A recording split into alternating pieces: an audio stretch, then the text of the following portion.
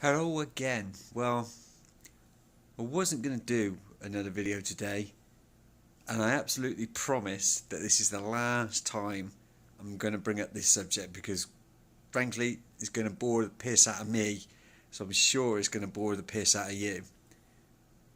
But another tipping situation arose today, and I know that people have said, when in Rome, do as the Romans do, and yada yada yada.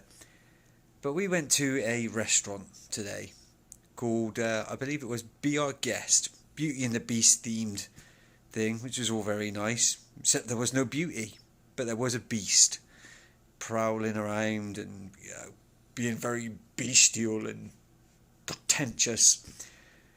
So this place was a fine dining restaurant, and it was very popular. There was a lot of people waiting, right? And I'm sure it's one of the top attractions in Walt Disney World. Well, it was actually in Magical Kingdom, which is where we were, obviously. And it was $60 a head for 3 courses. Count them. But what you have to remember is in Disney, anyone over the age of 10 is considered an adult. So you have to fork out $60 for any child who's 10 and over. But we were like, well, this is all fine dining stuff. Like, none of our kids are going to eat this. So what you going to do about that? And they were like, well, we've got a child's menu, which is $36 a head. So I'm like, okay, fine, fair enough. Let's serve them up some of that. And they agreed to let the 10-year-olds and over have the kids' menu because obviously they weren't going to eat from the fine dining menu.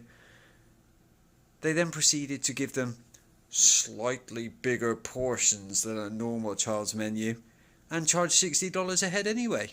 I mean, as I discussed yesterday, obviously we're not paying the $60 a head, although we are tipping on $60 a head. So in the case of my 5, the wife and the 3 kids, we technically had 2 adult meals, 3 kids meals, but they charged us for 4 adults meals, 2 of which were actual adults meals, 2 of which were bigger than normal child's meal, should we say, and 1 child's meal, and then proceeded to tip us based on that. So there you go. What more can I say about tipping other than the fact that it's a rough old business, and in the words of Mr. Pink from Reservoir Dogs, tipping is for the birds.